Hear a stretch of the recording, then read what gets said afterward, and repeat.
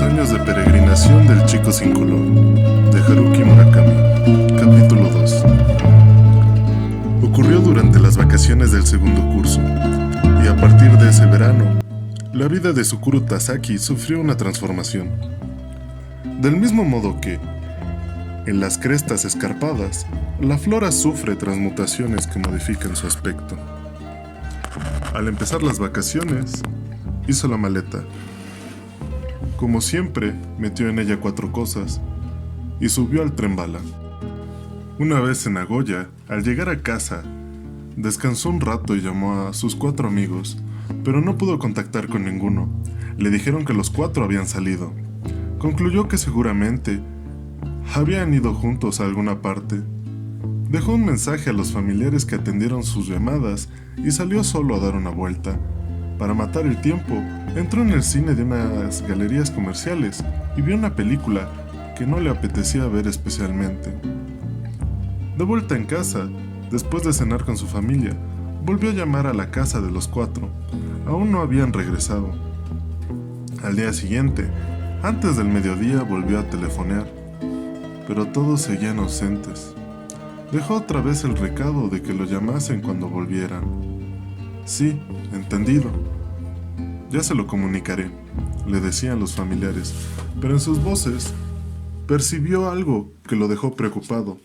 Aunque el primer día no se había dado cuenta, sus voces no sonaban igual que de costumbre. Era como por si algún motivo evitaran ser simpáticos con él. Incluso notó que querían colgar lo antes posible. En particular, la voz de la hermana de Shiro sonaba más fría de lo habitual. Tsukuru siempre había congeniado con aquella chica 2 años mayor que él. Aunque no destacase tanto como su hermana pequeña, también era guapa. Y cada vez que él llamaba a Shiro, ambos aprovechaban para bromear. Al menos se saludaban con confianza, pero esa vez ella parecía tener prisa. Al acabar las llamadas, Tsukuru tuvo la impresión de que se había convertido en portador de un pernicioso agente patógeno.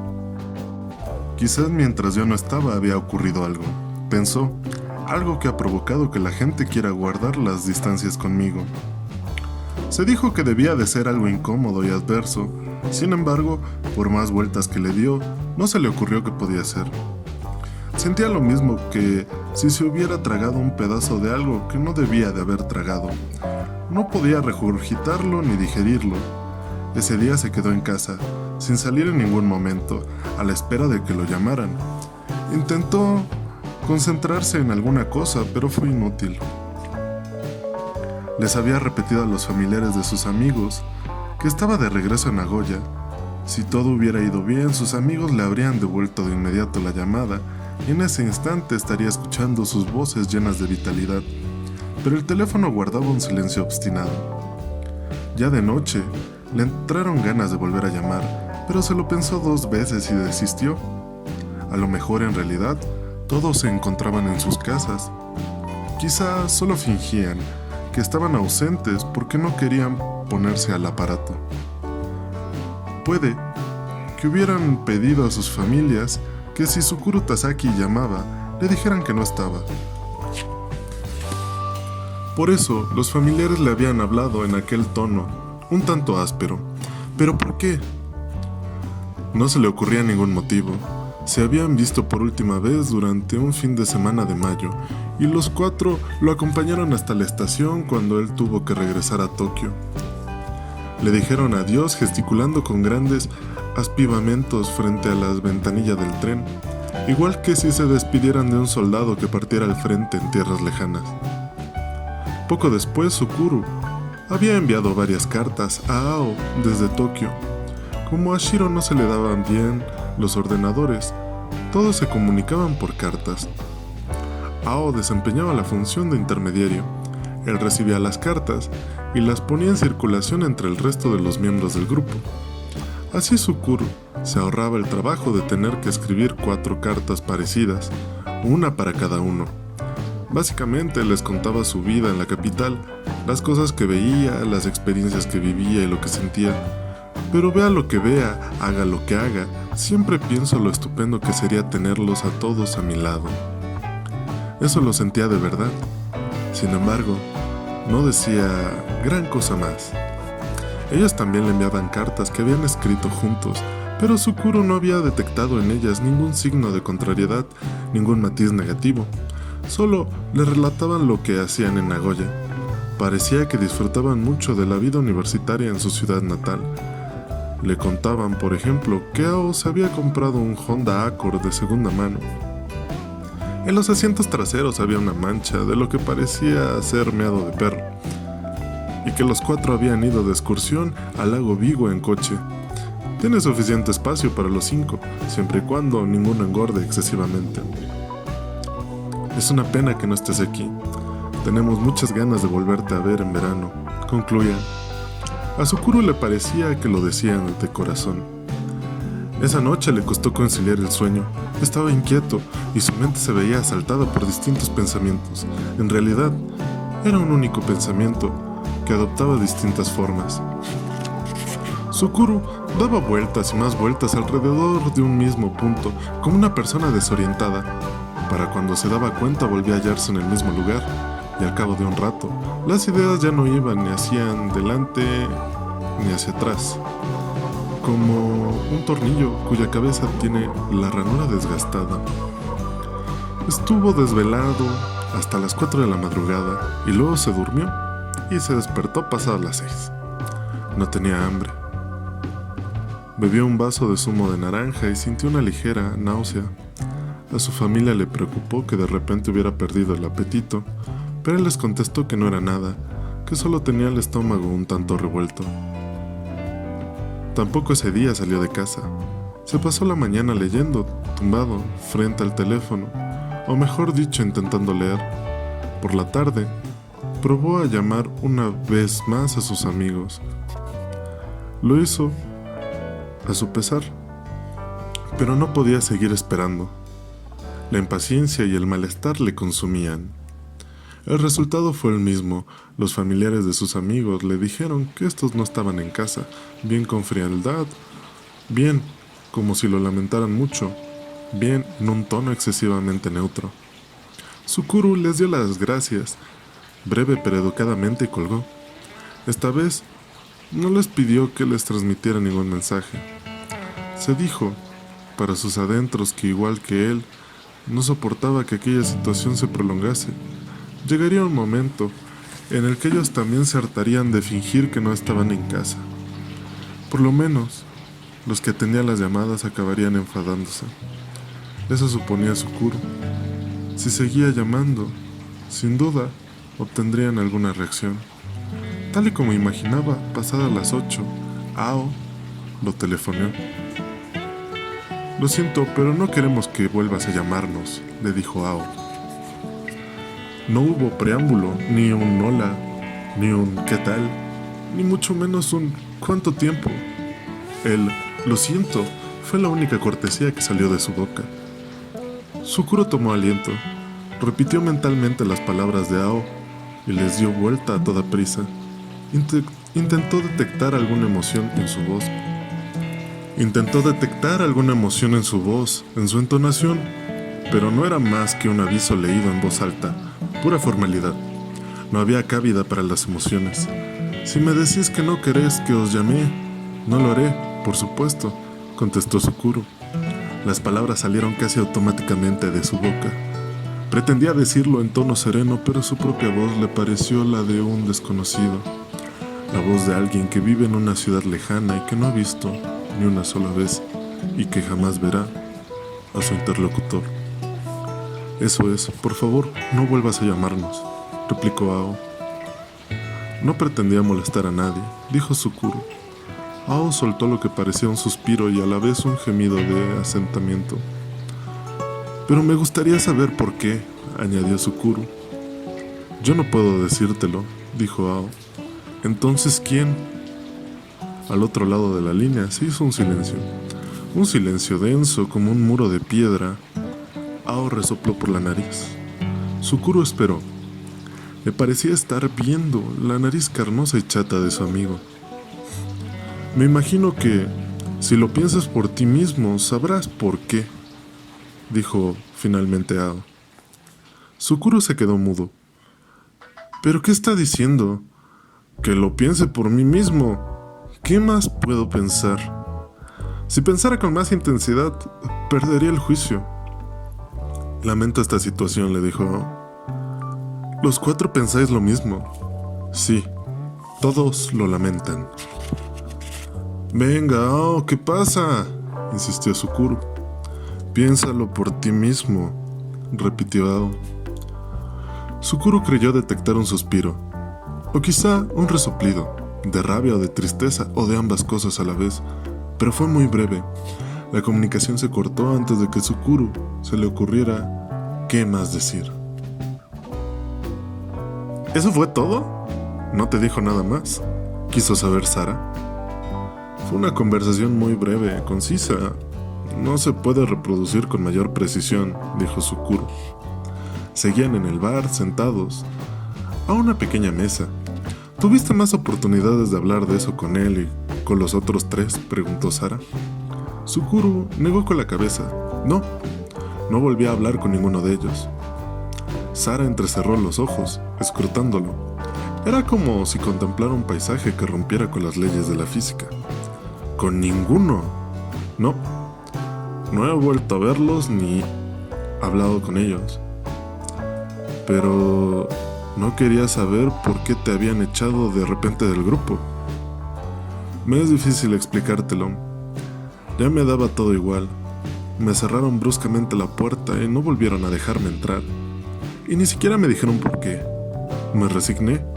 Creí que si eso era lo que ellos querían, no había nada que hacer. No te comprendo, dijo Sara con aire de no comprenderlo realmente. Pudo haber sido un malentendido, porque tú no tenías ni idea de qué podría tratarse, ¿no? ¿No te pareció que era una lástima perder a unos amigos tan valiosos por una tontería? O que quizás se trataba de un error que podría haberse enmendado con un pequeño esfuerzo. La copa de mojito estaba vacía. Sara llamó por señas al camarero y le pidió una copa de vino tinto. Tras dudarlo, eligió un Cabernet Sauvignon de Napa, y a Sukuru todavía le quedaba la mitad de whisky con soda. El hielo se había derretido. El vaso sudaba y el portavasos de papel se había hinchado de humedad. Era la primera vez en mi vida que me rechazaban de forma tan rotunda. Encima, yo confiaba en ellos, más de lo que hacía en nadie. Eran mis mejores amigos. Estaba tan unido a ellos que era como una parte más de mi cuerpo. Fue un golpe muy duro y no me paré a buscar razón ni traté de enmendar el posible error. Tardé en sobreponerme. Me sentía como si algo se hubiera roto dentro de mí. El camarero depositó la copa de vino sobre la mesa y les puso otro platito de frutos secos. Cuando se alejó, Sara volvió a hablar. Nunca he vivido algo así, pero imagino el desconsuelo que sentiste. Claro, también entiendo que en un principio no levantaras la cabeza, pero pasado cierto tiempo, una vez encajado el golpe, ¿no pudiste hacer nada? ¿Por qué te quedaste de brazos cruzados ante la situación? Supongo que los sentimientos no desaparecieron tan fácilmente. Sukuru hizo un breve gesto negativo con la cabeza. A la mañana del día siguiente, me inventé una excusa, me despedí de mi familia y regresé a Tokio en el tren bala. No quería pasar en Nagoya ni un día más, y aparte de eso, no pensé en ninguna otra cosa. Yo en tu lugar, me habría quedado en Nagoya, hasta dar con una explicación convincente, dijo Sara. No encontré las fuerzas para eso, dijo Sukuru. No quería saber la verdad. Mientras miraba sus propias manos sobre la mesa, Sukuru eligió con cuidado sus palabras. Creo que me daba miedo lo que pudiera salir a la luz. Fuera cual fuese el motivo de su rechazo, no creía que averiguarlo me sirviera de nada. ¿Sigues pensando lo mismo? No lo sé, dijo Sukuru, pero en ese momento sí. Y entonces volviste a Tokio, a encerrarte en tu apartamento y cerraste los ojos y te tapaste los oídos. En pocas palabras, eso hice, sí. Sara extendió las manos sobre la mesa y cubrió con ellas las manos de Sukuru. Pobre Sukuro Tasaki, dijo ella. Sukuro sintió como lentamente el tacto suave de las manos de Sara se fundía por todo su cuerpo. Poco después, ella apartó las manos y se llevó la copa de vino a los labios. Desde entonces, volvía a Nagoya solo para lo estrictamente necesario, dijo Sukuro, y cuando lo hacía procuraba no salir mucho de casa y regresar a Tokio lo antes posible. Mi madre y mis hermanas empezaron a preocuparse y no paraban de preguntarme si había pasado algo, pero yo no les di ninguna explicación. Era incapaz de hablar del tema. ¿Sabes qué ha sido de los 4? No. Nadie me ha dicho nada y la verdad tampoco quiero saberlo. Ella removió el vino dándole unas vueltas a la copa y observó durante un rato las ondas que se formaron en la superficie, como una adivina que pudiera leer el futuro en ellas. Es todo muy extraño, dijo un rato después. Lo que ocurrió fue muy duro, en cierto sentido, te cambió la vida. ¿No es así? Sukuro asintió levemente. Podría decirse que me volví una persona diferente en varios sentidos. ¿En qué sentidos, por ejemplo? Creo que me convertí en un tipo anodino y aburrido, para los demás y también para mí mismo. Sara se le quedó mirando fijamente a los ojos y a continuación le dijo en tono serio: a mí no me resultas anodino ni aburrido. Gracias, dijo Sukuro, y se tocó suavemente las sienes con las yemas de los dedos. Pero el problema está dentro de mi cabeza. Aún así, no lo entiendo, dijo Sara. Esa herida todavía permanece en tu cabeza, en tu corazón o probablemente en ambos. Y sin embargo, durante estos 15 o 16 años, no has intentado averiguar qué ocurrió. Mira, no es que no quieras saber la verdad. Lo que pasa es que a estas alturas siento que me viene mejor olvidarlo. Ya forma parte del pasado. Está como sumergido en una zona muy honda dentro de mí mismo. Durante un instante, Sara cerró sus finos labios y luego sentenció: eso es peligroso. ¿Peligroso?, dijo Sukuro. ¿Qué quieres decir? Aunque logres ocultar los recuerdos o enterrarlos muy hondo, no puedes borrar la historia, dijo Sara, alzando la mirada hacia Sukuro. Más vale que te quede grabado. La historia no puede borrarse ni alterarse, porque significaría matarte a ti mismo. ¿Cómo es que hemos acabado hablando de esto?, dijo Sukuro, quizá dirigiéndose a sí mismo. Nunca se lo he contado a nadie y no tenía ninguna intención de hacerlo. Sara esbozó una sonrisa. No será porque necesitabas contarlo, y más de lo que tú creías. Ese verano, cuando regresó a Tokio, Sukuro tuvo la extraña sensación de que la composición de su cuerpo había sido totalmente reemplazada por otra. Empezó a percibir matices diferentes en los colores de los objetos cotidianos, como si un insólito filtro lo cubriera. Oía sonidos que nunca había escuchado y dejó de percibir los sonidos de siempre. También notó que se movía con mucha torpeza. Parecía que todo, incluso la fuerza de gravedad, había mudado de naturaleza. Durante los 5 meses posteriores a su regreso a Tokio, Sukuro vivió a las puertas de la muerte. Su vida pendía de un hilo, y le parecía que, con solo darse la vuelta en la cama, caería en un abismo, en un vacío. Pero no tenía miedo, tan solo pensaba en cuán simple sería caer. Hasta donde alcanzaba su vista, todo se le antojaba un páramo rocoso. Ni una sola gota de agua, ni la más pequeña brizna de hierba. Había desaparecido todo color, cualquier cosa semejante a la luz.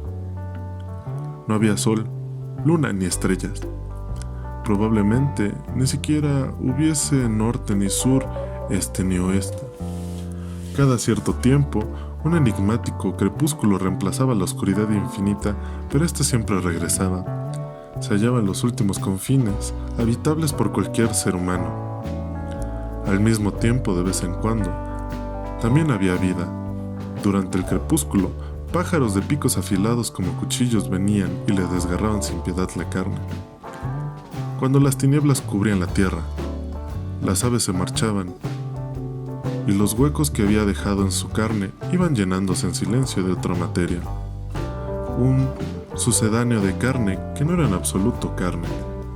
Sukuro ignoraba qué era ese sucedáneo, pero no podía sustraerse a él. Se abatía sobre su cuerpo como un tropel de sombras y depositaba en él un sinfín de huevos de negrura. Cuando las tinieblas se iban y de nuevo llegaba el ocaso, los pájaros regresaban y volvían a picotear violentamente su cuerpo. En esos momentos, Sukuro era el mismo y simultáneamente no lo era. Era Sukuro Tasaki y no era Sukuro Tasaki. Al sentir aquel dolor lacerante, se separaba de su propio cuerpo. Entonces, desde un lugar un poco apartado, libre del suplicio, observaba cómo Sukuro Tasaki aguantaba el dolor. Pero eso solo lo lograba si se concentraba y ponía en ello todos sus sentidos. 16 años después, todavía de vez en cuando experimentaba de repente esa sensación. Se separaba de sí mismo, contemplaba su propio sufrimiento convertido en otro. Después de las copas, Sukuro quiso invitar a Sara a cenar. Le propuso ir a comer algo, una pizza, cualquier cosa sencilla por los alrededores.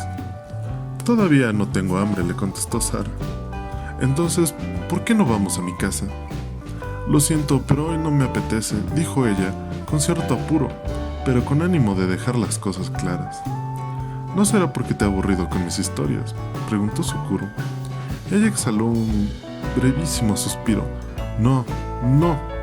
Lo que pasa es que necesito pensar en ciertas cosas, así que hoy prefiero volver a casa». «Está bien. Me alegro de haber charlado contigo, aunque ojalá hubiéramos hablado de cosas más alegres y amenas». Sara permaneció un rato con los labios cerrados. Luego habló con determinación. «Podemos quedar otro día, ¿vale? Si te apetece, claro». «Por supuesto que me apetece, si no te molesto». «En absoluto». «Me alegro», dijo Sukuro. «Te enviaré un correo». Los dos se despidieron en la entrada de la estación de metro. Ella subió por las escaleras mecánicas que llevaban a la línea Yamanote. Él bajó las que llevaban a la línea de Ibiya, y cada uno se dirigió a su casa, absorto en sus pensamientos. Sukuro se preguntaba qué pensaba Sara de muchas cosas, y cayó en la cuenta de que él no le contaba a Sara todo lo que pensaba. Y es que hay cosas que bajo ningún concepto pueden salir de uno mismo. A esos pensamientos se entregó Sukuro Tasaki en el metro que le conducía a casa.